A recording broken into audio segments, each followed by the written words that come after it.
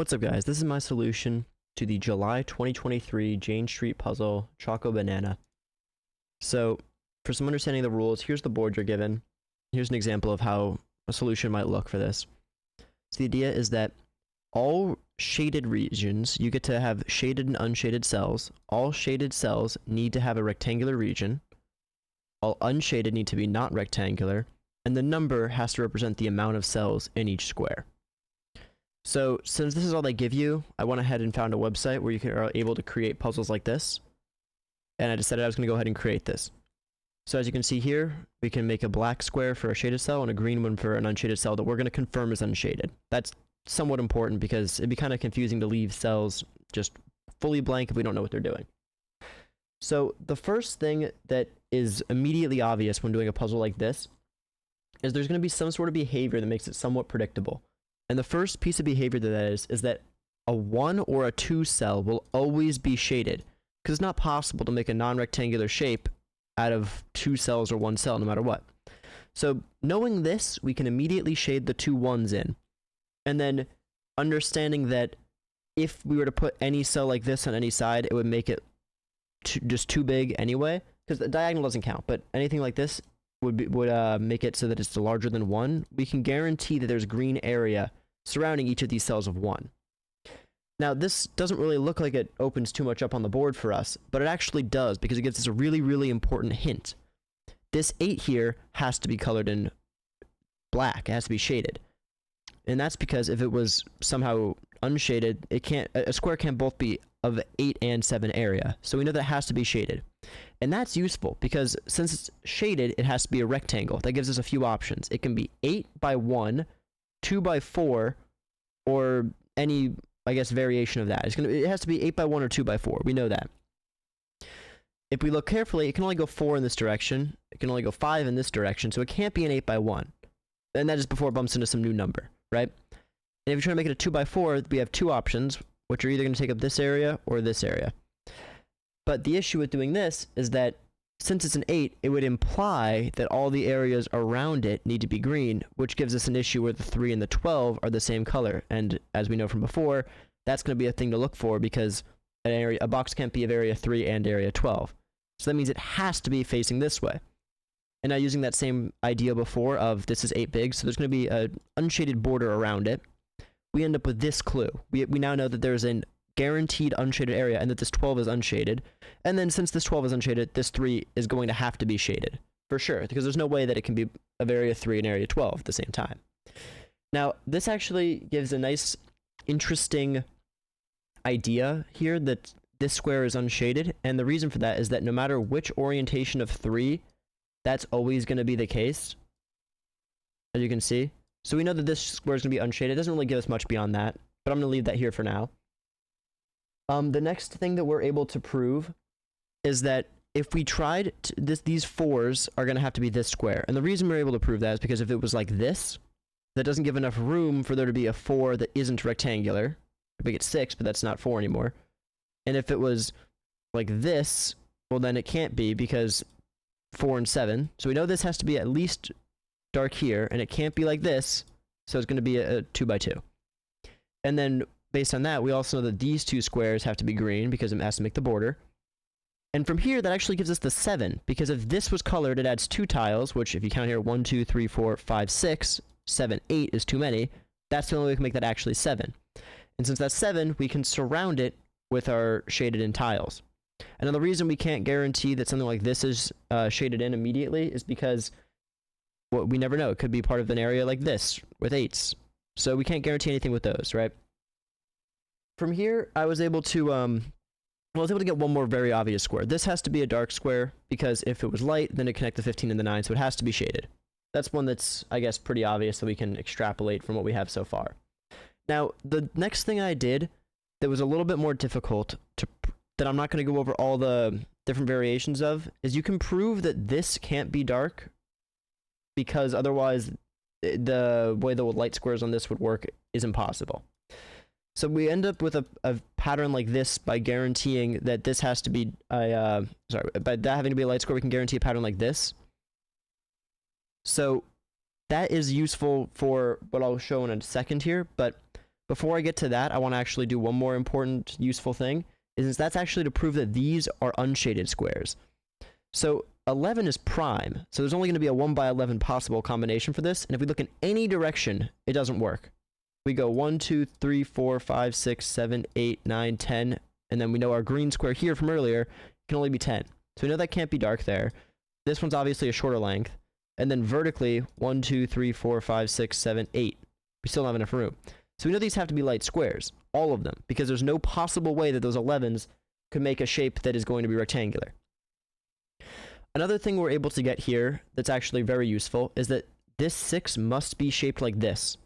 And the reason for that is that if it's going to be, again, there's enough room for it to go this way, but I'll show why that's an issue in a second. If we even assume the best case scenario, this area of 3 is now a rectangle. And we know it can't be a rectangle because it has to be some sort of weird shape. It could be something like this, it could be something like this, but we know it can't be this rectangle.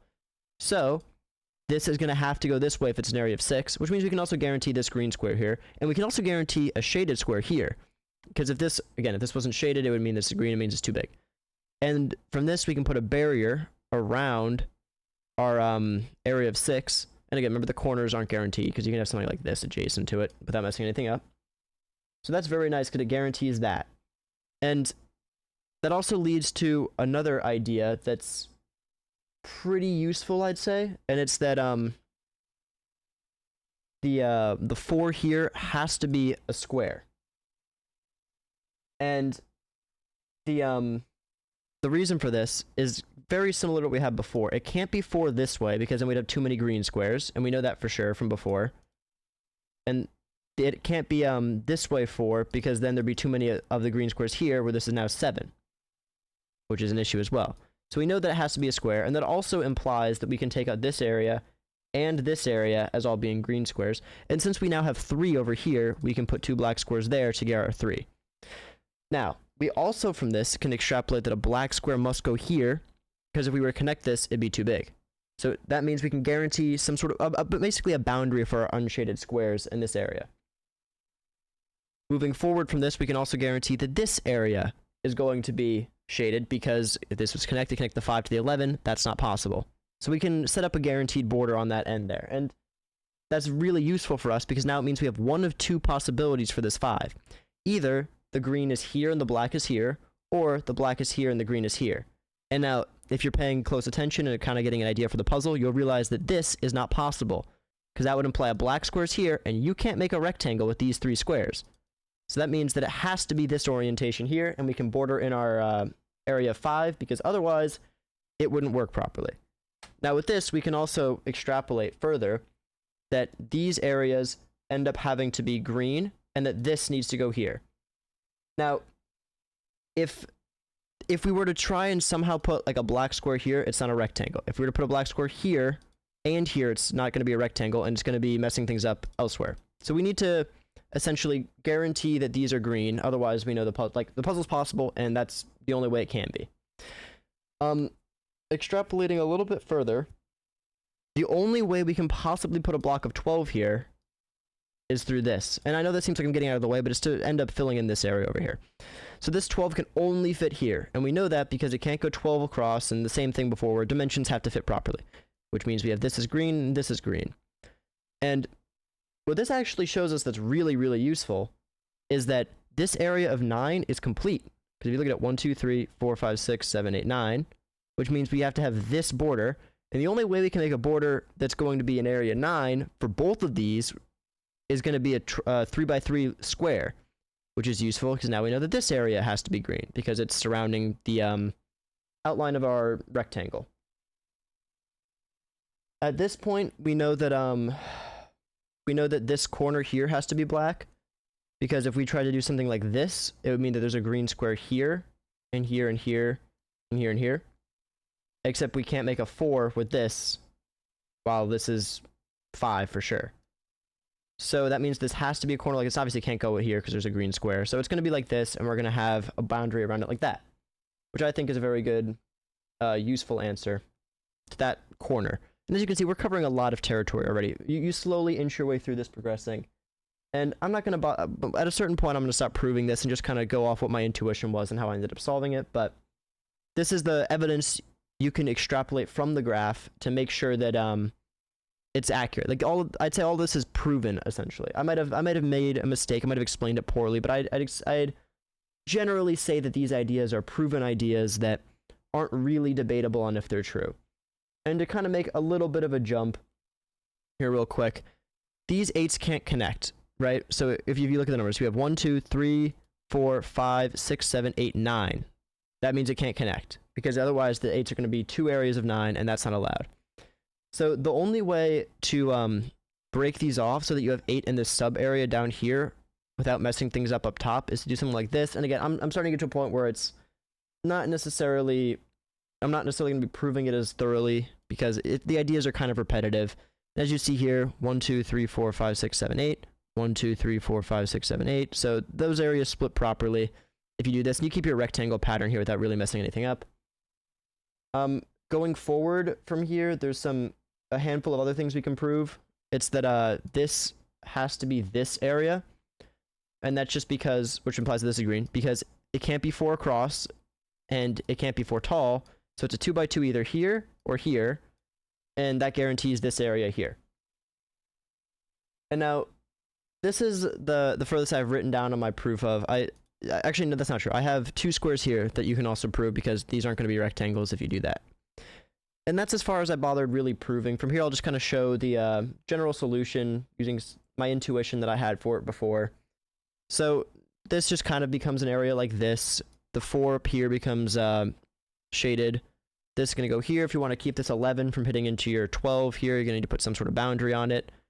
And if you look at this, this is 1, 2, 3, 4, 5, 6, 7, 8, 9, 10, 11, 12. There you go. Intuition says this should be here, because this is going to be obviously a different color, because otherwise it wouldn't make your rectangle. It's kind of a duh. This was a nice jump I made, that you can kind of connect this 2 by 6 here. And guess what? This makes an 11. 1, 2, 3, 4, 5, 6, 7, 8, 9, 10, 11. There you go. If you track this 12 out, it gets you to the end here, and that's your area of 12. You can check me on that one. I'm not going to count it out for you. And you end up with a little stopper here, which means that this has to be green.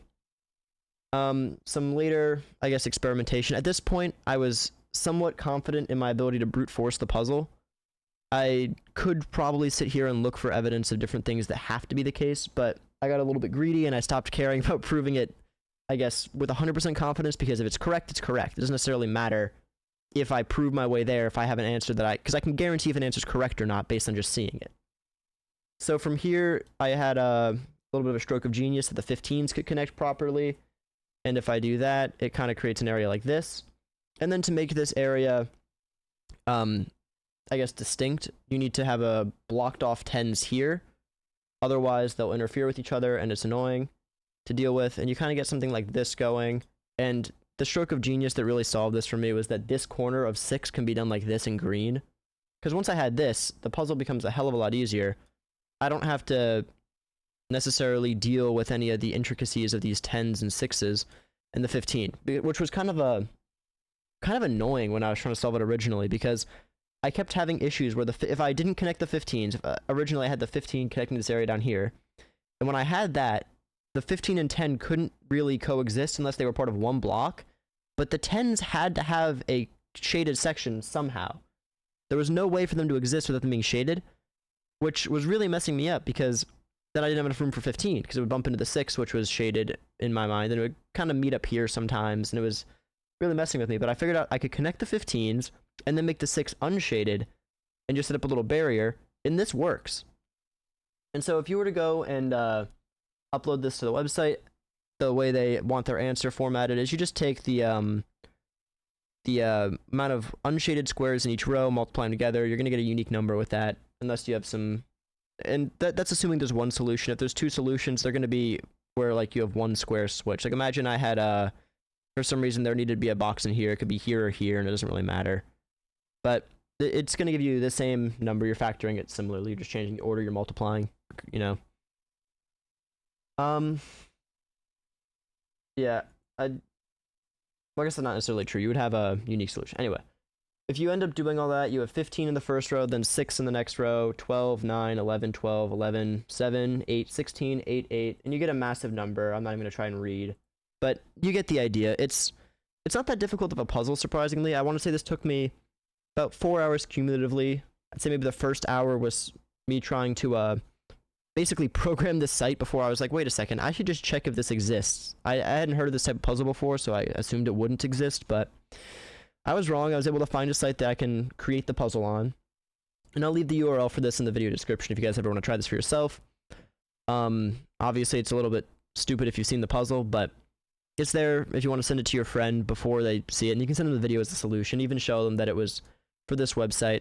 And as you can see by the date, it's actually not over yet for me, but I'm not going to upload this video until after it's been completed, because I feel like that would ruin the whole, correct submissions page if everyone could just watch my video on the last day and submit their answer. So this is going to be a scheduled upload, obviously, for after the time has passed. But yeah, so overall, I think that was a fun puzzle. I'd say it took me about 4 hours time total. Wasn't that difficult, but it was pretty enjoyable, actually. I liked the way that it kind of branches out. Your puzzle expands on itself. You don't have to you don't really have to make any leaps of faith, as far as I know. I did, because I got kind of bored of proving everything, and it felt like I could solve the puzzle just from intuition, and I was able to do that. So I'm glad it worked out. Obviously, if it didn't work out, I'd be sitting there struggling, going, what am I doing wrong? But overall, I'd say that it's a pretty fun puzzle, and I'm pretty excited for the next one. I hope to solve that one too. So I'll see you guys next time.